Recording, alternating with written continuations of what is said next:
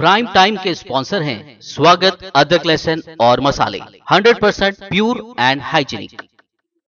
आदाब, मैं Mohammad Amjad Ali. Prime time में आपका खैर मकदम है। नाज़रीन इकराम, Eid ul Azha special prime time लेकर आपकी खिदमत में हाजिर हुआ हूँ। सबसे पहले मैं तमाम नाज़रीन को, तमाम चाहने वालों को बीबीएन की पूरी टीम की जानिब से और मेरी जानिब से ईद उल अज़हा की पुरखुलूस मुबारकबाद पेश करता हूँ। और आपको आपकी दिलजोई के लिए एक ऐसा प्रोग्राम लेके आया मैं, जिसमें हम ये जानने की कोशिश करेंगे कि हैदराबाद के सेलिब्रिटीज़ ईद उल अज़हा किस तरह से मनाते हैं। हमने हमारे मेहमान के तौर पर आज दावत दी है हैदराबाद की गोल्डन गर्ल, कराटे चैम्पियन और सोशल एक्टिविस्ट सैयदा फलक को। तो बात करते हैं सैयदा फलक से और जानने की कोशिश करते हैं कि ये किस तरह से ईद उल अज़हा मनाती है। सैयदा फलक, आपका बीबीएन चैनल पर खैर मकदम है। अस्सलाम वालेकुम और सबसे पहले सभी व्यूअर्स को मेरी तरफ से ईद उल अज़हा मुबारक। जी खैर मुबारक।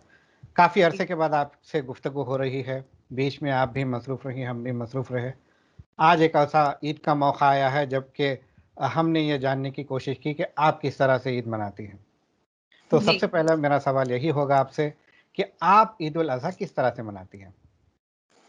ईद उल अज़हा देख लीजिए, हर साल बहुत ही अच्छा जाता है अल्हम्दुलिल्लाह। शुरुआत ईद की नमाज से होती है, उसके बाद कुर्बानी देकर रिश्तेदार से मिलते, जो कुर्बानी जो शेयर करते। हुँ, तो सबसे खास बात ये अच्छा दिखता है मेरे को ईद उल अज़हा में कि एक तो अ, कुर्बानी का भी है, उसके बाद जो हर हर साल ईद में, चाहे ईद हो या बकरीद हो, जो पूरे खानदान से मुलाकात होती है, जो रिश्तेदार सब एक दूसरे से मिलते हैं, वो गेट टुगेदर कजिन्स वगैरह सब बड़ों से, वो सबसे ज्यादा अच्छा लगता है। तो ओके, सुबह से रात तक यही रूटीन रहता है कि शुरुआत हुई ईद की नमाज से, फिर कुर्बानी देकर, फिर पूरे रिश्तेदार से मिलना और वो शेयर करना। ओके। आप जी ईद उल अज़हा के लिए तैयारियाँ क्या-क्या करती हैं? जी। ईद उल अज़हा से 2 दिन पहले के तो जो मतलब जो रोज़े रहते हैं, वो रोज़े रहती हूँ मैं। जी। उसके बाद ऑब्वियसली जो है कुर्बानी, वो तो मतलब घर में जो डैड देख लेते हैं। हुँ, तैयारी तो हमारी यही रहती कि ड्रेस खरीदना है ना। बिल्कुल। जी, हुँ, तो लड़की और और मेरी तो लड़कियों का ये यही रहती समझ हाँ, आपके आपके हाथ हिलाने से मुझे पता चल गया, एक और तैयारी आपने कर रखी है। आम तौर पे जी, ख़वातीन का और लड़कियों का ये मामूल रहता है कि वो यही कौन-सी भी है। खुशी के मौके पर मेहंदी लगाती हैं। हाँ, मेहंदी भी। ठीक है, तो ये हर ईद अब में हर होता है? साल तो ऐसा होता है कि मैं कहीं बिज़ी रही, मेरा टूर्नामेंट रहा, तो उतनी देर बैठना पड़ता, तो मैं नहीं लगा पा मतलब हर साल तो मैं मेहंदी नहीं लगाती हूँ, बट ये साल मैं लगाई। Okay, okay. जी। अच्छा, मेहंदी आप इलैबोरेट इंट्रिकेट डिज़ाइन्स पसंद करती हैं या फिर सिंपल मेहंदी? अ, दोनों भी ओकेज़न, मतलब जो ओकेज़न के हिसाब से, कभी सिंपल, कभी घर में शादी वगैरह रही तो ज़्यादा है। इस बार शायद आप ज़्यादा मसरूफ़ रही होंगी, इसीलिए थोड़ा सादा-सा मेहंदी का काम किया हुआ है। जी, जी, जी। जी। तो अब मैं ये जानना चाहता हूँ कि आपके घर में कौन-कौन रहते हैं? और ईद उल अज़हा के मौके पर क्या-क्या जो है सरगर्मियाँ रहती हैं आपके घर में? मेरे घर में मम्मी-डैडी के अलावा मेरे भाई है, भाभी है, उनके 3 बच्चे हैं, छोटे हैं वो 1 साल के, और एक बड़ा मेरा भतीजा 3 साल का है, हुँ, और बहन और जीजू है, बट बहन की तो शादी हो गई। तो घर में हम लोग रहते हैं, और हमारे पास माहौल ऐसा है, ईद बकरीद में सबको मतलब बाहर जाना पड़ता है रिश्तेदार से मिलने, बट मेरे दादा, ताया, चाचा, फूफू सब हम लोग एक ही अपार्टमेंट्स में रहते हैं। हुँ, हुँ। दैट्स तो वेरी नाइस। हमारे पास जी, तो वो ईज़ी रहता है मिलने के लिए सबके लिए। हुँ, और दादा से मतलब डैडी खानदान में बड़े हैं, तो सभी छोटे जो है चाचा, वो लोग सब घर में मिलने के लिए आते हैं।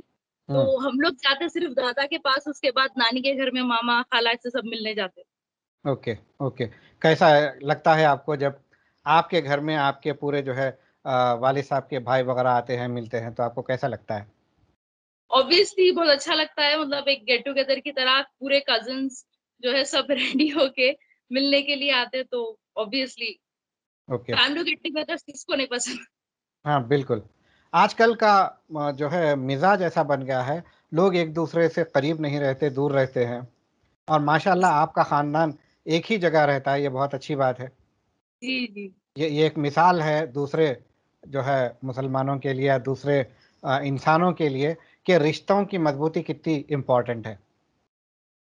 जी, एम आई राइट? बिल्कुल, बेशक। जी। अब मैं ये जानना चाहूँगा, आपने बचपन से लेके आज तक जितनी ईदें देखी हैं, जी। हैदराबाद में ईद या फिर ईद उल अज़हा मनाने में उसके तर्ज में किस तरह से फ़र्क महसूस करती हैं आप, पहले से लेकर अब तक? अब मैं जब बचपने में जो मैं देखी, मिलना-जुलना लोगों से मतलब दूर के रिश्तेदारों से भी ज़्यादा था, हुँ, हुँ। नेबर से। अब ऐसा है कि सब सोशल मीडिया पे ही सब देख ले रहे कि ईद कौन कैसा मना रहे। हुँ, तो लाइव पहले कॉल। ऐसा था कि सिर्फ इमीडिएट रिलेटिव से ही नहीं, सिर्फ सगे रिश्तेदार से ही नहीं, मतलब दूर के रिश्तेदार से भी, नेबर से भी, हर जगह जाके बहुत ज़्यादा मिलना-जुलना था। अब कंपैरेटिवली कम हो चुका है और सोशल मीडिया पे ही सब देख ले रहे कि कौन कैसा ईद मना रहे। हुँ, मैसेजेस के थ्रू, कॉल्स के थ्रू वही वैसे ही चल रहा। हुँ, ये एक डिफरेंस देखिए मैं। हुँ, और पहले पहले भी ऐसा था, बकरे जो कुर्बानी के लिए लाते थे, वो भी बहुत पहले से 8-10 दिन पहले लाके मतलब उनको पालना, करना, खिलाना। अब जो है सब 1-2 दिन पहले ही ला ले रहे हैं। हुँ, हुँ, हुँ। जगह की कमी है। जी, जी। जी, डेवलपमेंट के नाम पर हैदराबाद ऐसा हो गया है, जहाँ पर खुले आंगन होते थे, अब वो खुले आंगन का तसव्वुर भी नहीं किया जा सकता। सही अपार्टमेंट है। लाइफ है, एक-एक बिल्डिंग में कई-कई खानदान रहते हैं, उसमें जगह जी, की किल्लत की वजह से शायद बकरे पहले से नहीं लाया करते। तो क्या जी, जी। आप भी बचपन में बकरे पहले से लाकर आप भी बकरों को प्यार मोहब्बत करती थी, उन्हें खिलाया-पिलाया करती थी? जी, बिल्कुल, मेरे को जहाँ तक याद है बचपने में बहुत पहले से लाते थे मतलब बकरे जो भी कुर्बानी देना है बहुत पहले से लाके बहुत एक 8-10 दिन पहले से रखे हुए रहते थे। तो हम हुँ, लोग उससे खेलते भी थे, उसको खिलाते भी थे। तो वो एक्सपीरियंस वो भी एक अच्छा दिखता था कि भाई हुँ, बकरीद आने वाली है, पहले से लाके जो है उसको पाल के करके जो कुर्बानी देते थे वो ज़्यादा अच्छा था। Okay, okay. अच्छा, इसके अलावा हैदराबादियों में और क्या फ़र्क आपने देखा है ईद मनाने के तर्ज़ में?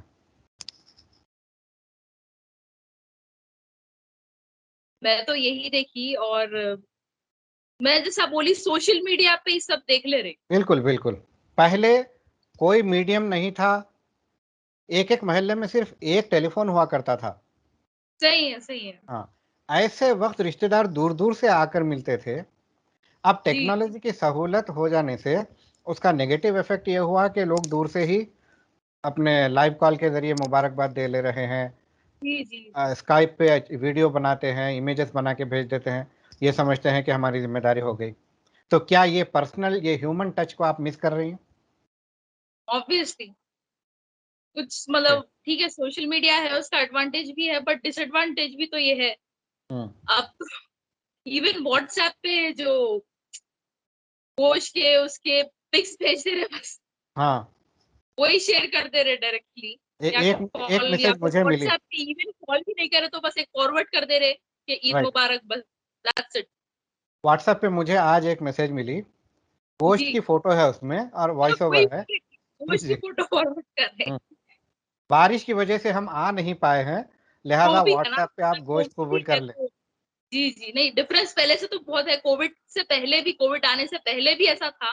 बट हुँ। खैर इस साल तो कोविड रहने से थोड़े मतलब एहतियात भी करना बेटर है बट स्टिल पहले से ही चल रहा है ये तो।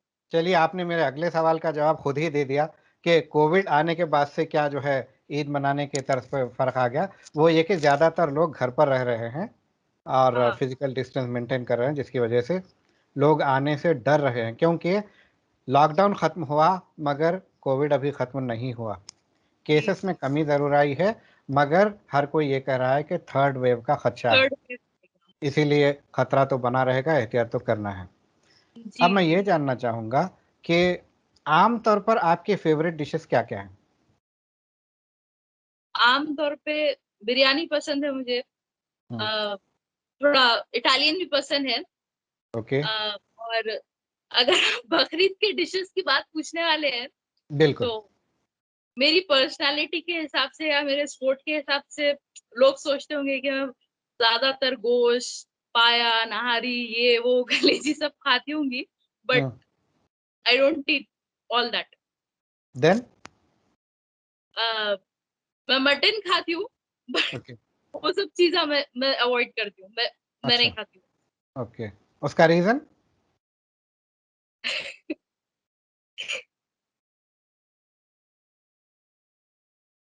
मैं कुर्बानी वगैरह होते हुए देखी थी, तो थोड़ा I am very reserve food items की चॉइसेस में वगैरह, कैसा अच्छा, पकाते करते देख के खास चाखना तो खास तौर से आई अच्छा, डोंट हैव दैट।